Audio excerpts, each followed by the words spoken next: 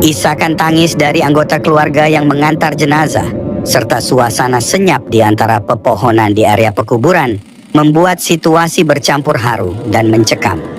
Tepat selepas langkah terakhir pengantar jenazah meninggalkan makam, apakah yang terjadi?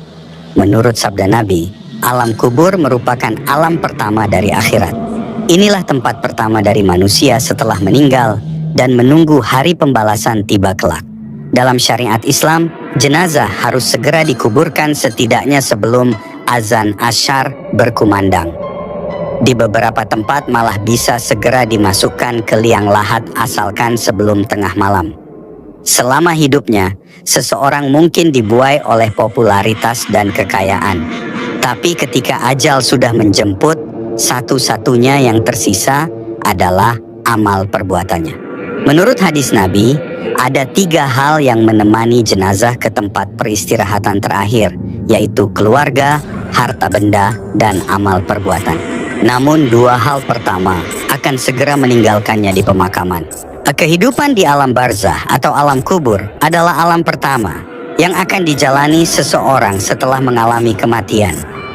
Alam kubur atau alam barzah merupakan satu dari rangkatan yang pertama kali dijalani seseorang dari tahapan kehidupan setelah kematian. Bahkan disebutkan, menit di alam kubur seseorang belum menyadari bahwa dia sudah mengalami yang namanya kematian alias meninggal dunia. Ketika sadar, maka dia akan mendapati suasana yang sangat gelap gulita. Sekitar 7 menit kemudian dia akan kedatangan 2 sosok asing yang merupakan wujud dari malaikat Mungkar dan Nakir. Itulah alam pertama yang akan dijalani oleh seseorang setelah mengalami kematian. Alam kubur merupakan tahapan pertama dari kehidupan setelah kematian. Maka berikut ini 8 tahapan kehidupan setelah kematian, dan juga dicantumkan doa selamat dari siksa neraka. Dan agar mampu melewati semua tahapan tersebut, agar terhindar dari siksa neraka dan menjadi ahli surga. Periodisasi malam di alam kubur. Ada rentang waktu tertentu dari sosok jenazah yang telah menetap di alam kubur. Hitungannya mulai dari malam pertama hingga 25 tahun setelahnya. Sangat panjang bukan? Bahkan semalam di alam kubur pastilah terasa sangat lamanya. Malam pertama, jasad sebenarnya mulai membusuk. Dan bagian tubuh yang pertama kali membusuk adalah perut dan kemaluan.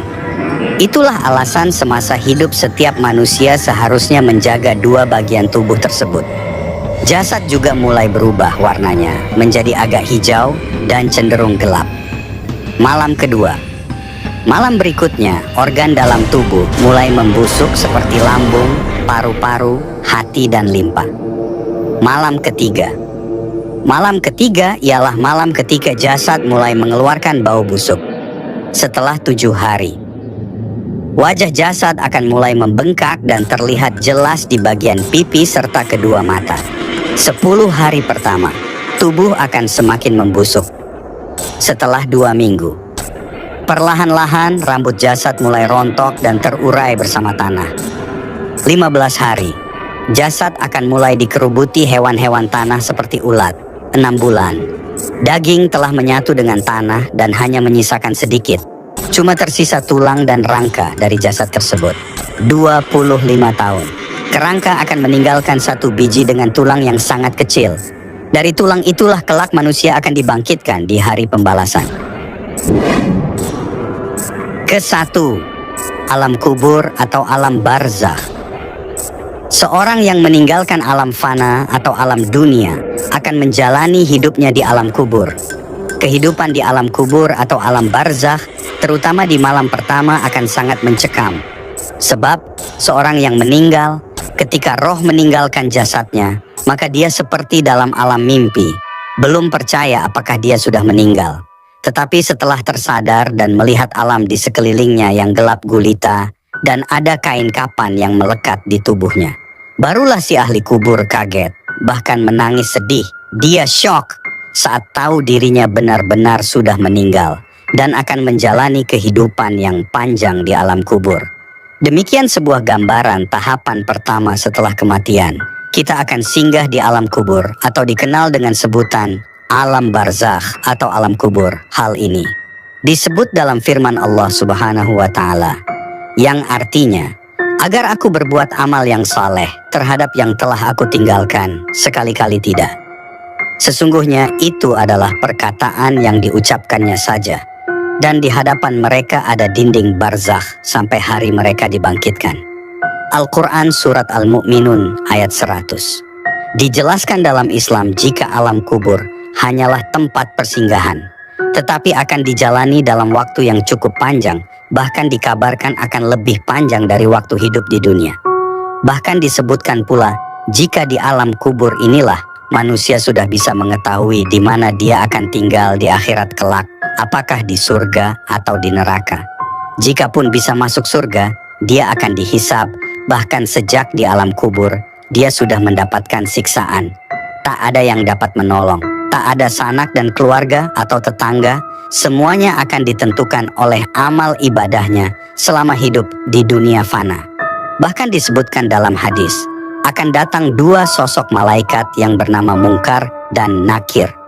Yang artinya, oleh karena itu, sebagaimana hadits riwayat Utsman bin Affan, apabila mayat telah dikuburkan, Rasulullah Shallallahu Alaihi Wasallam kerap berdiri di samping kuburan tersebut dan berkata, mohonkanlah ampunan untuk saudara kalian dan mintakanlah keteguhan untuknya karena dia sekarang sedang ditanya. Hadis riwayat Abu Dawud dan Baihaqi. Menurut sejumlah riwayat, kedua malaikat yang datang tersebut mempunyai nama Munkar dan Nakir. Dari Abu Hurairah radhiyallahu anhu berkata, Rasulullah Shallallahu Alaihi Wasallam bersabda, apabila mayat telah dikubur, atau jika salah seorang kalian dikubur, maka ada dua malaikat yang mendatanginya. Yang keduanya hitam kebiruan, diberi nama Munkar, dan yang lainnya bernama Nakir. Hadis riwayat At-Tirmidzi.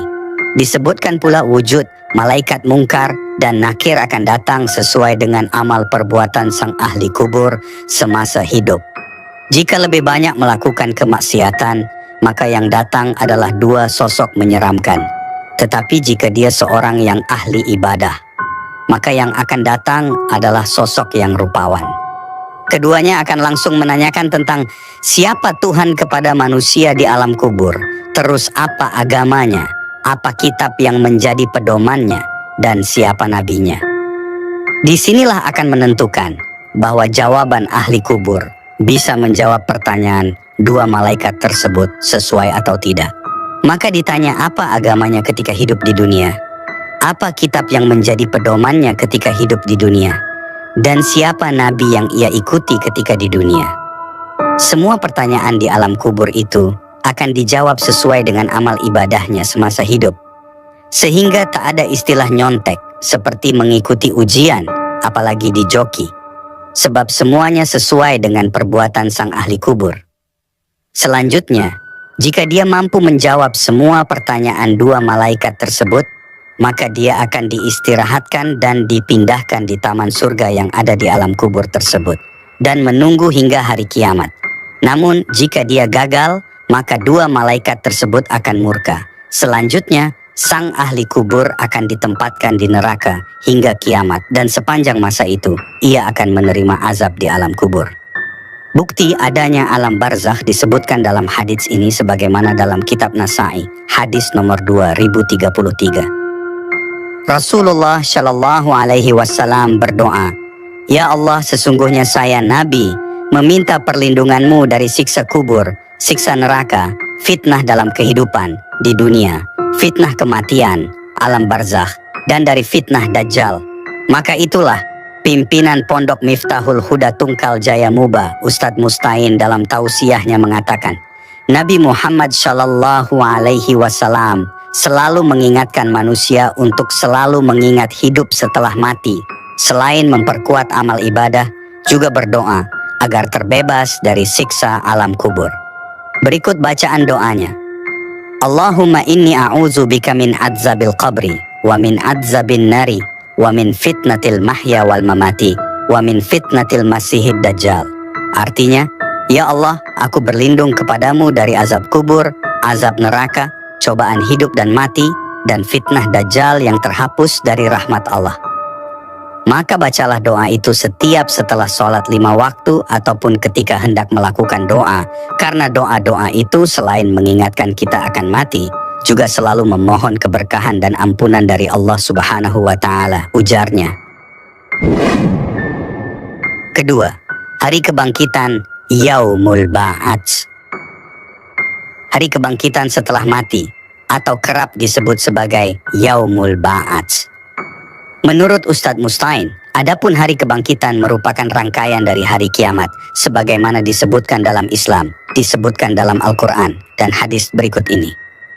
Dalam hadis Nabi Muhammad Shallallahu Alaihi Wasallam, sebagaimana diriwayatkan dari Abu Hurairah radhiyallahu anhu, Rasulullah Shallallahu Alaihi Wasallam bersabda, yang artinya sebaik-baik hari di mana matahari terbit adalah hari Jumat. Pada hari Jumat Adam diciptakan. Pada hari itu dia dimasukkan ke dalam surga, dan pada hari Jumat itu juga dia dikeluarkan dari surga. Dan hari kiamat tidaklah terjadi kecuali pada hari Jumat. Hadits Sahih. Diriwayatkan oleh Muslim nomor 854. Selanjutnya tentang hari kebangkitan ini disebutkan pula dalam hadis lainnya.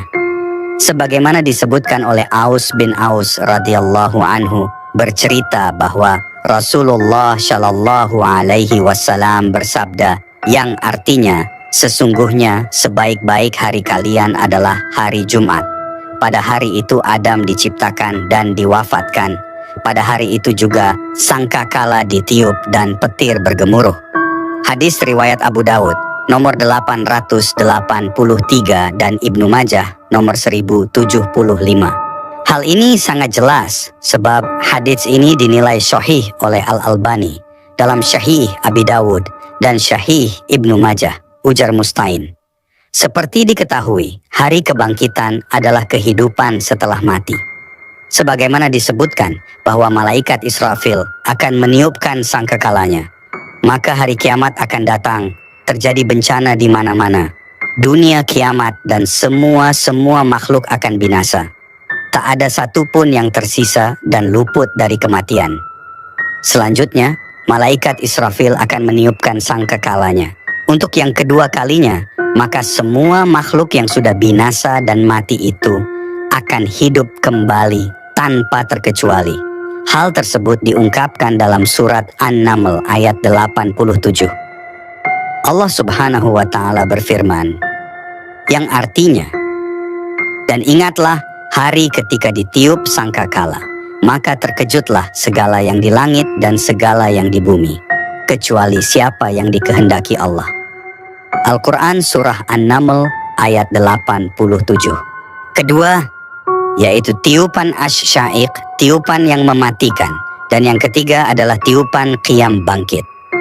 Dua macam tiupan ini terangkum dalam firman Allah Subhanahu wa Ta'ala, yang artinya, dan ditiuplah sangkakala, maka matilah siapa yang di langit dan di bumi, kecuali siapa yang dikehendaki Allah Subhanahu wa Ta'ala. Kemudian sangkakala itu ditiup sekali lagi, maka tiba-tiba mereka berdiri menunggu putusannya masing-masing. Al-Quran Surah Az-Zumar ayat 68, Surat Al-Zalzalah ayat 6. Yauma izi yasdurun nasu asyitatal liyurau a'malahum. Artinya, pada hari itu manusia keluar dari kuburnya dalam keadaan yang bermacam-macam, supaya diperlihatkan kepada mereka balasan pekerjaan mereka selama di dunia. Al-Quran Surah Al-Zalzalah ayat 6. Yang ketiga, hari penggiringan ke padang mahsyar. Allah Subhanahu wa Ta'ala berfirman dalam Al-Quran Surat Ibrahim ayat 48 mengenai padang mahsyar sebagai berikut. Yauma tubaddalul ardu ghairal ardi was samawatu wa barazulu lillahil wahidil qahhar, yang artinya, yaitu pada hari ketika bumi diganti dengan bumi yang lain dan demikian pula langit, dan mereka manusia berkumpul di padang mahsyar menghadap Allah yang Maha Esa, Maha Perkasa. Maka sudah jelas hari dalam penggiringan ke padang mahsyar. Maka disebutkan bahwa hari ini adalah hari yang termasuk dalam tahapan ketiga dari 8 tahap perjalanan hidup setelah mati. Hal ini disebutkan dalam hadis sebagaimana Rasulullah Shallallahu Alaihi Wasallam bersabda, yang artinya Manusia akan dikumpulkan pada hari kiamat dalam keadaan tidak beralas kaki, tidak berpakaian, dan belum dikhitan. Hadits Sahih diriwayatkan oleh Muslim nomor 5102 dari Aisyah radhiyallahu anha. Maka semua makhluk dibangkitkan tanpa terkecuali di hari penggiringan ke padang mahsyar, termasuk dari golongan jin, manusia, dan hewan. Padang mahsyar adalah tempat datar yang sangat luas. Di tempat ini semua makhluk dari bumi dan langit, lapisan ketujuh dikumpulkan untuk diadili. Semuanya berkumpul dalam keadaan berdesak-desakan. Padang mahsyar adalah tempat berkumpul manusia setelah hari kiamat.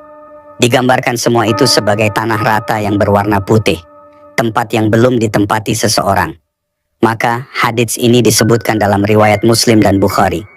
Rasulullah Shallallahu Alaihi Wasallam bersabda mengenai gambaran padang mahsyar. Artinya, pada hari kiamat, manusia dikumpulkan di atas tanah yang rata seperti roti putih yang bundar dan pipih. Tidak ada tanda untuk seorang pun. Di hari ini tak ada lagi pejabat atau orang yang dihormati. Semua hadir tanpa membawa apapun kecuali membawa amal dan perbuatannya semasa hidup di dunia fana. Keempat, hari penimbangan amal baik dan amal buruk, Yaumul Mizan. Makna Yaumul Hisab dan Yaumul Mizan termasuk ke dalam nama-nama hari akhir atau hari kiamat. Sebab ini merupakan bagian dari 8 tahapan hidup setelah mati yang dijalani umat di dunia. Hari akhir adalah rukun iman yang kelima, di mana umat Islam wajib mempercayai dan meyakini akan datang hari akhir dan hari pembalasan. Disebutkan Al-Quran surat Al-A'raf ayat 197, Allah Subhanahu wa Ta'ala berfirman bahwa hari akhir pasti akan terjadi. Hanya saja tidak ada satu orang pun di dunia ini yang mengetahui kapan akan terjadinya kecuali Allah Subhanahu wa Ta'ala. Artinya, mereka menanyakan kepadamu, Muhammad, tentang kiamat, kapan terjadi? Katakanlah, sesungguhnya pengetahuan tentang kiamat itu ada pada Tuhanku. Tidak ada seorang pun yang dapat menjelaskan waktu terjadinya selain Dia. Kiamat itu sangat berat. Huru-haranya bagi makhluk yang di langit dan di bumi tidak akan datang kepadamu kecuali secara tiba-tiba. Mereka bertanya kepadamu seakan-akan engkau mengetahuinya. Katakanlah Muhammad, sesungguhnya pengetahuan tentang hari kiamat ada pada Allah Subhanahu wa Ta'ala. Tetapi kebanyakan manusia tidak mengetahui. Sementara itu, dalil tentang Yaumul Hisab juga disebutkan dalam Al-Quran surat Al-Anbiya ayat 47 yang berbunyi, yang artinya, dan kami akan memasang timbangan yang tepat pada hari kiamat, maka tidak seorang pun dirugikan walau sedikit, sekalipun hanya seberat biji sawi, pasti kami mendatangkannya pahala, dan cukuplah kami yang membuat perhitungan. Setelah semua makhluk terkumpul dalam padang mahsyar, tibalah saatnya untuk memperlihatkan buku catatan amal dari jin dan manusia. Amal mereka akan ditimbang dan dihitung, mana yang lebih banyak, amal baik atau amal buruk. Tentunya dalam timbangan amal ini, seluruh anggota badan kita akan bersaksi. Sebab mereka dapat berbicara dengan jelas tentang apa yang kita lakukan semasa hidup. Misal tangan digunakan untuk mencuri. Ketika kita membantah, maka tanganlah yang akan bersaksi. Tak ada lagi pengacara atau saksi yang bisa dibayar untuk meringankan, karena seluruh anggota tubuh akan bicara dengan sendirinya. Kelima, Yaumul Hisab. Setelah menjalani penimbangan alam ibadah semasa hidup di dunia fana, maka seperti disebutkan, bahwa Yaumul Hisab juga terdapat semua makhluk hidup, yakni setelah menerima buku catatan, para jin dan manusia akan menjalani penghitungan yang amalnya. Sebab semua amal kebaikan sekecil apapun akan mendapatkan balasan yang setimpal dengan perbuatan. Sebaliknya, amalan buruk akan mendapatkan balasannya pula sesuai dengan timbangan berat atau ringannya kejahatan yang dilakukan. Hal ini disebutkan dalam Al-Quran sebagai berikut. Sesungguhnya kepada kamilah kembali mereka. Kemudian sesungguhnya kewajiban kamilah menghisap mereka. Al-Quran Surah Al-Ghasyiyah ayat 25-26. Kemudian diperkuat dalam hadis Nabi Muhammad SAW bahwa Rasulullah sering berdoa di dalam salat dengan mengucapkan, Allahumma hasibni hisaban yasira. Ya Allah, hisablah diriku dengan hisab yang mudah. Kemudian disebutkan dalam hadis lainnya, yakni Aisyah radhiyallahu anha bertanya tentang apa itu hisab yang mudah. Maka Rasulullah SAW menjawab, Allah memperlihatkan kitab hambanya, kemudian Allah memaafkannya begitu saja. Barang siapa yang dipersulit hisabnya, niscaya ia akan binasa. Diriwayatkan oleh Ahmad, Al-Hakim, dan Ibnu Abi Ashim dalam kitab Sunnah nomor 885. Hadits ini dinilai sahih oleh Al-Hakim dan Az-Zahabi. Keenam, melintasi jembatan yang lurus Shiratal Mustaqim. Ujian selanjutnya adalah ujian yang berat bagi mereka yang banyak melakukan dosa dan akan menjadi ringan bagi mereka yang banyak menjalankan amal ibadah selama di dunia. Hal ini disebutkan dalam Al-Quran secara tersirat. Innallaha rabbi wa rabbukum fa'budu, haza siratum mustaqim. Artinya, sesungguhnya Allah Tuhanku dan Tuhanmu, karena itu sembahlah Dia. Inilah jalan yang lurus. Al-Quran Surah Al-Imran ayat 51. Makna jalan lurus yang dimaksud adalah jembatan Shiratal Mustaqim. Dikutip dari buku Wasatiyah dalam Al-Quran, yakni Nilai-nilai moderasi Islam dalam akidah, syariat, akhlak karya Profesor Dr. Ali Muhammad Shalabi. Disebutkan tentang jembatan Shiratal Mustaqim oleh Imam At-Tabari yang meriwayatkan dari Ali bin Abi Thalib radhiyallahu anhu dari Rasulullah Shallallahu Alaihi Wasallam bahwa beliau bersabda. Kemudian dia menyebutkan Al-Quran, lalu dia berkata, itulah Shiratal Mustaqim. Hal ini diperkuat dalam surat Al-Fatihah ayat 6 yang merujuk kepada petunjuk bagi agama yang benar, yaitu Islam. Tunjukkanlah kami jalan yang lurus. Makna itu merupakan jembatan Shiratal Mustaqim. Beberapa lainnya menyebut Shirat al-Mustaqim adalah agama Islam itu sendiri. Oleh karenanya, permintaan petunjuk ke jalan yang lurus sebagaimana tercantum dalam Al-Quran. Disebutkan bahwa jembatan Shiratal Mustaqim adalah jalan sebuah lintasan melewati neraka menuju surga. Maka itu, bagi orang yang banyak dosa, maka dia akan jatuh ke dalam api neraka dan akan disiksa dan terbakar dengan azab yang sangat pedih di neraka. Tetapi jika dia ahli ibadah, maka dia akan berjalan dengan mudah untuk melewati jembatan panjang itu menuju surga. Meski ahli ibadah, diajarkan bagaimana doa agar selama dalam perjalanan di jembatan Shiratal Mustaqim. Berikut ini adalah doa harian untuk kelancaran perjalanan di atas sirat. Asyhadu an la ilaha illallah wahdahu la syar'aka lahu ilahan wahidan wa rabban syahidan la ma'buda siwahu wa nahnu lahu muslimun. Artinya, aku bersaksi tiada Tuhan selain Allah yang Esa. Tiada sekutu baginya sebagai Tuhan yang Esa dan Tuhan yang menyaksikan. Tiada zat yang patut disembah selainnya. Kami tunduk kepadanya. Gambaran untuk orang yang banyak dosa dan maksiat semasa hidupnya, maka dia akan mengalami kondisi yang sangat buruk. Jembatan ini akan menjadi sangat kecil, bahkan sekecil rambut dibagi 7 dan tajamnya melebihi samurai. Sementara sebaliknya, untuk orang dengan amalan baik banyak, ia akan melewatinya dengan tenang. Bahkan digambarkan ada akan terbang secepat kilat. Ada pula yang terlihat seperti menunggang onta, kambing atau sapi dari hasil kurbannya ketika di dunia. Ada pula yang berjalan lamban, tetapi tetap mencapai tujuan yakni surga. Maka sebagai bahan renungan berada di manakan kita nantinya, tergantung dengan amal dan perbuatan semasa hidup. Jelas Ustadz Mustain. Ketujuh, surga. Dipastikan orang-orang yang soleh dan ahli ibadah adalah orang-orang yang digambarkan akan berhasil melewati Shiratal Mustaqim tersebut. Sebab dia akan ditempatkan di surga atas rahmat Allah Subhanahu wa Ta'ala. Semua orang muslim kelak akan ditempatkan di surga meskipun ia memiliki dosa. Namun akan mendapatkan hisab dan ampunan dan ditempatkan di surga masing-masing sesuai dengan 7 tingkatan.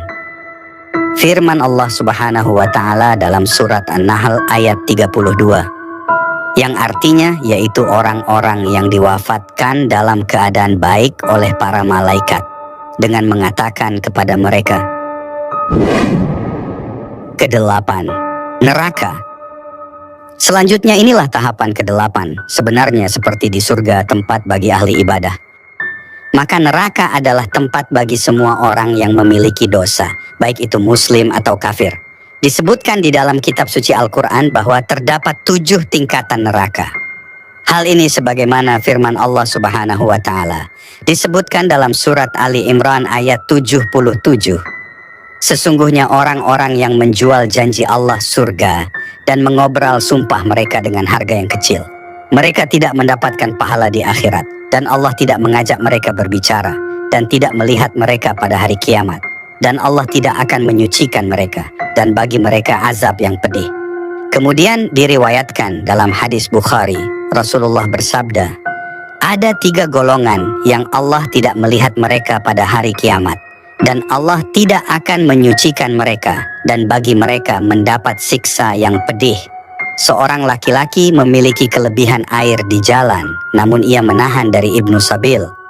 Dan seorang laki-laki yang berbayat pada imam, dia tidak bayat kecuali karena dunia. Jika imam memberi dunia, dia senang, namun jika ia tidak diberi, dia marah. Dan seorang laki-laki berdagang setelah ashar, maka ia mengatakan, demi Allah yang tidak ada Tuhan selain Dia, sungguh aku telah memberi dengan dagangan dan pembelinya percaya.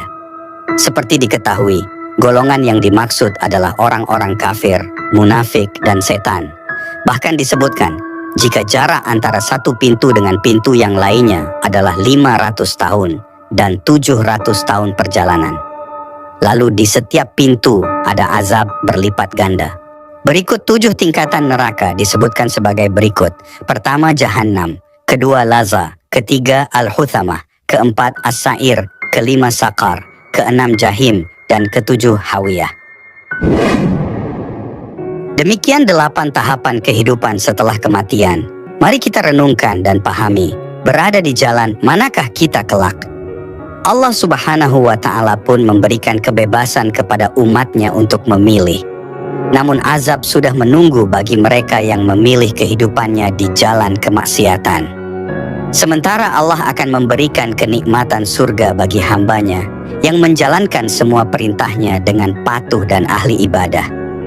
Semoga kita semua diselamatkan dari siksa neraka dan menjadi penghuni surga Allah Subhanahu wa Ta'ala. Amin ya rabbal alamin. Demikianlah pembahasan kita kali ini, semoga bermanfaat dan menambah keimanan kita kepada Allah Subhanahu wa Ta'ala dan Rasul-Nya. Akhir kata, wassalamualaikum warahmatullahi wabarakatuh.